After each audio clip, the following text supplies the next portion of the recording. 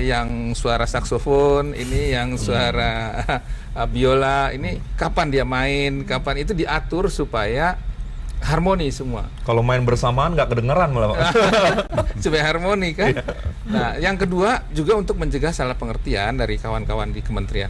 Ini dengan hadirnya BNPP, semua program mau diambilin oleh BNPP, tidak tepat. Ya. Itu bukan begitu. Cuma kita bisa mengatakan program yang Anda lakukan sebaiknya di sini. Karena apa? Kita juga punya kebijakan dan strategi tadi. Intinya adalah kita ingin menciptakan kawasan perbatasan, ini kawasan yang aman, tertib, sejahtera, makmur gitu ya. Ini kalau bahasa konkretnya adalah kita akan menciptakan kota-kota baru ya. Di mana di situ ada kesempatan kerja. Di mana rakyat di setempat bisa bekerja, rakyat dari yang lain yang pencari kerja sampai ke seberang itu bisa juga bekerja di situ. Tapi siapa yang membuka usaha di situ? Ya Kadin, pengusaha gitu loh. Pemerintah itu bukan berdagang, pemerintah nggak mungkin dagang. Tapi yang berdagang tuh ataupun yang berusaha mendirikan pabrik dan sebagainya adalah teman-teman pengusaha. Bagaimana supaya ini semua harmoni, tercipta kota baru yang enak untuk tinggal, nyaman, ada kesempatan kerja, fasilitasnya cukup. Ini yang perlu direncanakan. Jadi dengan demikian kami ya sekarang dalam posisi menyusun kebijakan, rencana, program, semua mengharmoniskan berbagai kesempatan untuk bersama-sama dengan teman-teman Kadin. Ini loh tempat-tempat yang bisa menguntungkan. Dan tentu Kadin juga tadi yang Pak Suryo mengatakan sebetulnya ada intuisi pengusaha. Ketika dia datang itu. Jadi saya mengajak pengusaha-pengusaha ini yang anggota Kadin dan Pak Suryo menugaskan beberapa wakilnya atau deputinya untuk bersama saya ke perbatasan. Saya tunggu aja mereka mengatakan, Pak di sini bisa menguntungkan. Ini dia yang kita tunggu. Jadi di mana itu Pak kalau menurut yang dijelaskan oleh Pak Agung tadi, di wilayah mana yang saat ini paling berpotensi untuk dikembangkan baik dari teman-teman yang tergabung di Kadin ini Pak? Yang mendapatkan banyak perhatian sekarang adalah daerah Entekong sana. Daerah Kalimantan. Itu salah satu. Seperti dikatakan kita telah membentuk tim Kadin.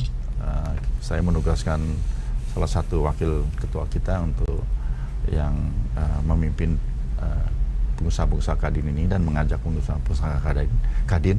Ternyata dalam waktu yang relatif singkat ya sudah banyak sekali minat dari para pengusaha, baik juga dari luar negeri Pak, termasuk luar negeri, untuk turut membangun daerah kawasan perbatasan ini. Yaitu tadi karena potensinya luar biasa, peluang-peluangnya luar biasa di daerah itu. Sehingga ya namanya pengusaha, mereka bisa mencium itu potensi-potensi itu ya. Bahkan ada intuisinya. Gitu. Ada intuisi. Begitu datang lihat ini menguntungkan gitu. Bahkan ada yang mau membangun juga infrastruktur di sana, jalan tol dan sebagainya itu. Saya yakin dan percaya karena selain intuisi, biasanya dunia usaha itu punya kreativitas. Dan kreativitas itu yang menurut saya sangat penting. Pak, tadi saya menyambung yang Pak Surya sampaikan.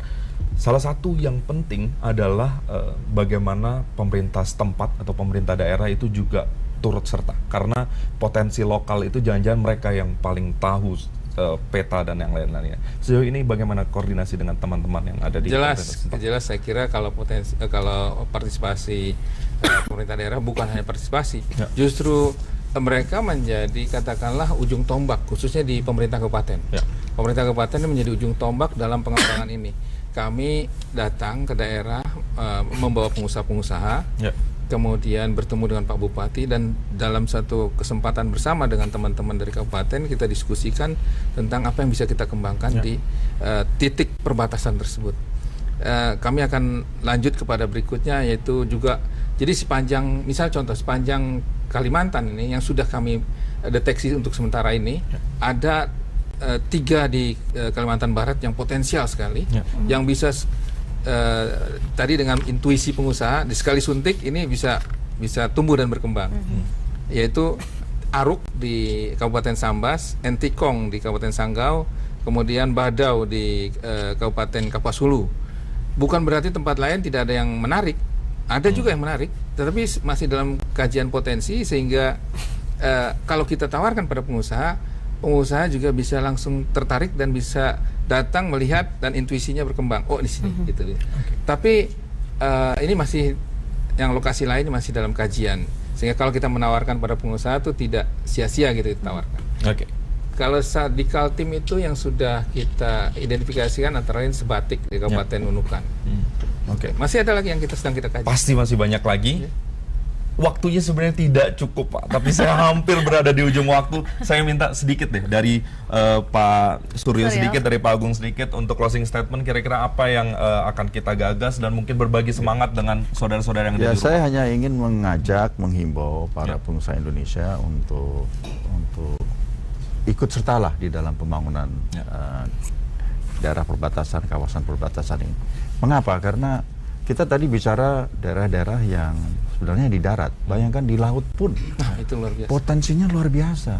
Yang kita ketahui kan sekarang banyak ikan-ikan kita dicuri dan sebagainya itu.